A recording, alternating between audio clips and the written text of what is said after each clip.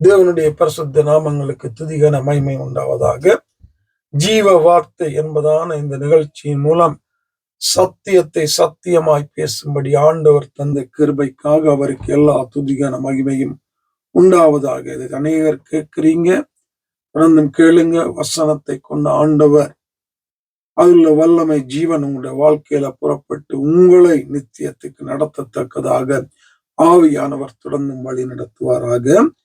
ரோமர் 12ஆம் அதிகாரத்தில் தேவனுடைய பிள்ளைகள் ஒவ்வொருத்தருடைய வாழ்க்கையிலும் இருக்க வேண்டிய காரியங்கள், நாங்கள் எப்படி அவயவங்களாய் இருக்கிறோம், இந்த அவயவங்களுக்கு ஆண்டவர் வைத்திருக்கிற காரியங்களை புரிந்து அதன்படி தேவனுக்கென்று வாழ்ந்து ஊழியங்களை செய்து தேவனை மகிமைப்படுத்த வேண்டும் என்பதை அநேக காரியங்கள் மூலமாக ஆண்டவர் எங்களோடு கூட பேசிக் கொண்டிருக்கிறார். அதே போல எங்களுடைய தனிப்பட்ட ஒவ்வொருத்தருடைய விசுவாசிகளாய் இருக்கிற எங்களுடைய ஒவ்வொருத்தருடைய வாழ்க்கையிலும் இருக்க வேண்டிய, நாங்கள் செய்ய வேண்டிய, வேதத்தின்படி வாழ வேண்டிய அநேக காரியங்களை சொல்லி கொண்டு வந்துட்டு 20வது 21வது வசனம், அன்றியும் உன் சத்துரு பசியா இருந்தால் அவனுக்கு போஜனம் கொடு, அவன் தாகமா இருந்தால் அவனுக்கு பணம் கொடு, நீ இப்படி செய்வதனால் அக்கினி தழலை அவன் தலையின் மேல் குவிப்பாய், நீ தீமையினால் வெல்லப்படாமல் தீமையை நன்மையினால வெல்லு. என்ன சொல்லுகிறாரு? அநேக நேரங்கள்ல எங்களுடைய சத்துருக்கள், எங்களை வெறுக்கிறவர்கள், பகைக்கிறவர்கள், தூசிக்கிறவர்கள், எங்களை ஏற்றுக்கொள்ளாதவர்கள் துன்பப்படும் போது, பசியா இருக்கும்போது, வேதனையில் இருக்கும்போது ஆண்டவர் அவர்களை தண்டித்து விட்டார். எங்களுக்கு அவங்க செய்த காரியத்தால ஆண்டவர் அவங்கள தண்டித்து விட்டாரு. ஆண்டவர் எங்களுக்காக அவங்களோட யுத்தம் பண்ணுகிறாரு என்று பெருமை பாட்டாட்டுகிற, சந்தோஷப்படுகிற அநேக நேரங்கள் உண்டு, அநேக கிறிஸ்தவர்கள் உண்டு.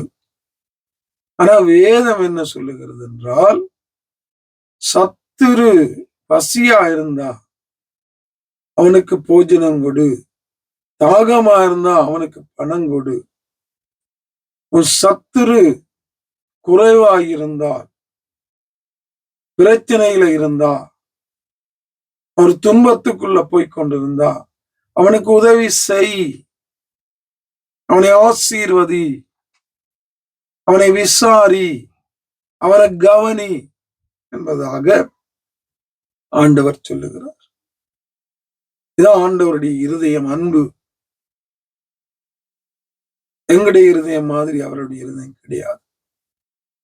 அப்ப இந்த நாள்ல இதை பார்க்கிற, படிக்கிற, வாசிக்கிற, கேட்கிற நாங்க இந்த இருதயத்தை ஆண்டவர் எங்களுக்கு தர வேண்டும், இதன்படி நாங்க வாழ வேண்டும் என்று வாஞ்சிக்கும் போது, முயற்சிக்கும் போது ஆவியானவர் எங்களை இப்படி வழி நடத்துவதற்கு போதுமானவராயிருக்கிறார். சத்துருக்களையும் நேசி, சத்துருக்களையும் நேசி என்று சொன்னா இப்ப எங்களுக்கு பகையே இருக்கக்கூடாது, எங்களுக்கு விரோதிகள் இருக்கக்கூடாது, எங்களுக்கு சத்துருக்கள்னு யாருமே இருக்கக்கூடாது. அதான் வேதம் சொல்லுது. நாங்க இப்படி செய்யறலாம், என்ன செய்கிறோமா, அக்கினி தலையை அவன் தலை மேல் குவிப்பாய், நீ தீமையினால வெல்லப்படாம தீமையை நன்மையினால வெல்லு. தீமைக்கு தீமை செய்து அவனை வெல்லாதபடி, அவன் செய்கிற தீமைக்கு வேதத்தின்படி, தேவன் சொல்லுகிறபடி, விரும்புகிறபடி, அவருடைய வார்த்தையின்படி நீ நன்மை செய்து அந்த நன்மையினால அந்த தீமையை வெல்லு என்பதாக என் ஆண்டவர் சொல்றார்.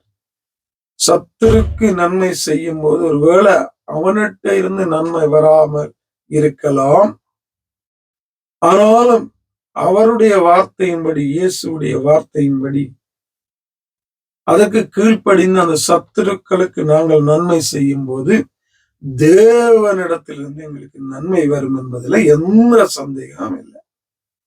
ஆண்டவருடைய வசனத்துக்கு கீழ்ப்படுகிற யாராயிருந்தாலும் அவர்களை அவர் ஆசீர்வதித்து வழி நடத்துவார், அவர்களோடு கூட இருப்பார் என்பதில் எந்த சந்தேகம் இல்லை. தன் வசனத்துக்கு கீழ்ப்படுகிற, முக்கியத்துவம் கொடுக்கிறவனை அவர் நோக்கி பார்க்கிற, ஆசீர்வதிக்கிற, சந்திக்கிற, அவனோடு கூட இருக்கிற, வழி நடத்துகிற தெய்வம் என்பதை வேதம் தெளிவாக எங்களுக்கு சொல்லுகிறது. இந்த 12ஆம் அதிகாரத்துல அநேக காரியங்களை பார்த்தோம். அதன்படி நாங்க வாழ்ந்து ஊழியங்களை செய்ய, தெய்வத்தை மகிமைப்படுத்த, வேதத்தின்படி வாழ தொடர்ந்தும் ஆவியானவர் எங்களுக்கு உதவி செய்து என்னையும் உங்களையும் வழி நடத்தி நாங்கள் நித்தியத்தில சேரத்தக்கதாக எங்கள் ஆத்துமாக்களை ஆயத்தப்படுத்தத்தக்கதான ஒரு கிருபையை எங்களுக்கு தருவாராக. ஆமேன்.